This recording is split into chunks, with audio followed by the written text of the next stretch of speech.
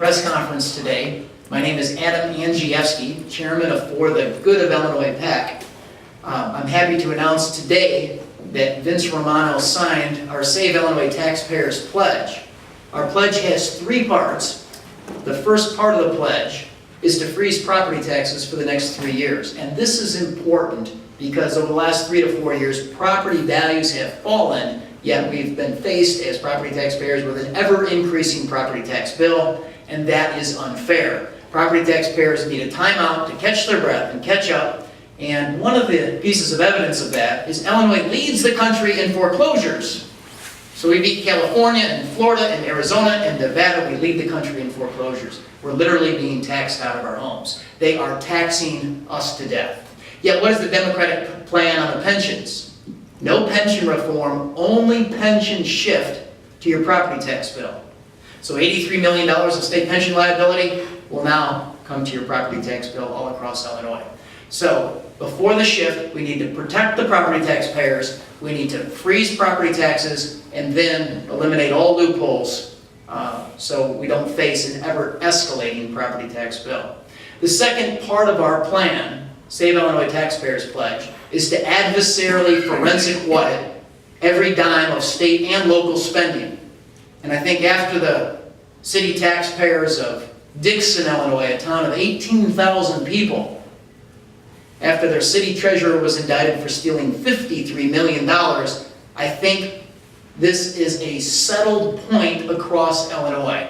Audits will yield billions of dollars worth of savings for Illinois taxpayers and change the culture of Illinois. We hired a national leading pollster, McLaughlin & Associates, to test this point all across Illinois, and the people of Illinois are with us. 94% of people that are going to vote in the November 6th election believe that waste mismanagement or fraud is involved when government at all levels spends a tax dollar, and 87% of people want to move beyond the pro forma regular auditing, the rubber stamp auditing here in the state, for an aggressive adversarial forensic audit that targets the corrupt practices and ends those practices. Here's the third point of our Save Illinois Taxpayers Pledge, and that is to repeal the 67% Democratic income tax hike. It used to be among the states that levied an income tax that Illinois had a competitive advantage. Among those states that charged an income tax, we had a relatively reasonable income tax rate. And that ended in the middle of the night about 2 years ago when the Democrats hiked their taxes by 67%. And now our corporate income tax rate is one of the highest in the world. In fact, our rate exceeds Russia. And the Democrats' plan is to do it again, to hike our income taxes again, another $2 to $8.5 billion income tax hike is coming down the pike. So this is the Save Illinois Taxpayers Pledge. We're proud to announce that every single Republican running in the House seats, every single one of them running in the contested races against Michael Madigan's Democrats, are running on our pledge. And we're proud to announce the signature and participation of Vince Romano on that pledge today. Vince, thank you and Godspeed to your campaign against Lou Lang.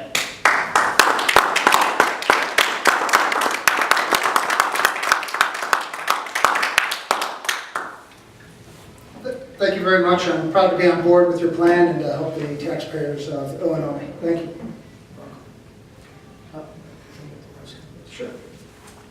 I'm here to release some information from my campaign. It seems on September 20th of this year, in front of the Tribune editorial board, Lou Lang was questioned about my assertions that he worked for the largest workman's comp firm in the state. Lang at first said in that interview, quote, unquote, "I at one time worked for Goldberg, Weissman, and Cairo." Then, as Ms. McCleary questioned him further and asked, quote unquote, "Are you still part of that firm?" To which Lou Lang had a stuttering response of, I am of counsel to them and another firm. In reality, we have found that he is of counsel to no less than 3 firms. In an effort to be transparent to the citizens of the state of Illinois, and to have Lou Lang, who is part of the most corrupt political organization in the country, the Chicago Machine, be transparent also, I said in front of the Tribune editorial board, I'm prepared to release 2 years' tax returns. Are you, Lou? In response, he said, quote, I am happy to release my tax returns. He never released his tax returns. Then, on the Jeff Berkowitz show, on October 14th, over 3 weeks later, Lang was asked again about his tax returns and why he hasn't released as he promised. This led for more questions to be asked. Why hasn't Lang released his tax returns? What is he hiding? What is he hiding from the people of Illinois? This led us to look into his economic disclosures, which we have found many discrepancies and outright omissions. And now I will turn this over to John Zahm, our campaign manager, who has looked into the issues at hand. Thank you, Vince. I have reviewed the economic interest disclosures of Representative Lang from 1987, when he first was appointed to office, through the present, the 2012 disclosure. The penalties are serious for non-compliance and false reporting of economic interest. Let me read from the statement that one has to sign. Quote, I understand that the penalty for willfully filing a false or incomplete statement shall be a fine not to exceed $1,000 or imprisonment in a penal institution other than the penitentiary not to exceed 1 year or both, fine and imprisonment. And this comes from the Illinois Government Ethics Act, 5 ILCS 420. The code allows for fines in prison. How is it that Lang disclosed his outside legal employment from 2004 to 2008, but not from 2009 to 2012, or for much of the period between 87 and 03? The work of Adam Andrzejewski and For the Good of Illinois found that State Representative Roger Eddy, before he resigned under heavy pressure, had similar problems with his economic interest disclosure forms.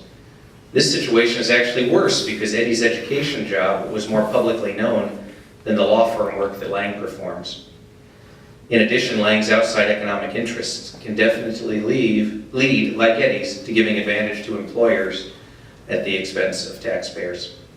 Further, Lang is inconsistent and unclear with his disclosure of financial relationships with lobbyists.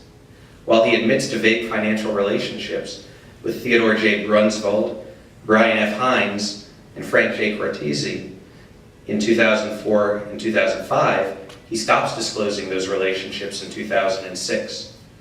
Lang also fails to disclose his close relationship with the lobbyist for the Illinois Small Loan Association, which is the payday loan industry, for whom he just carried a big bill, and the Illinois Harness Horsemen's Association. That person's name is Steve Brubaker, who's in charge of both of those organizations. This is a relationship that by information and belief has been close for more than 10 years, and it's not disclosed even once.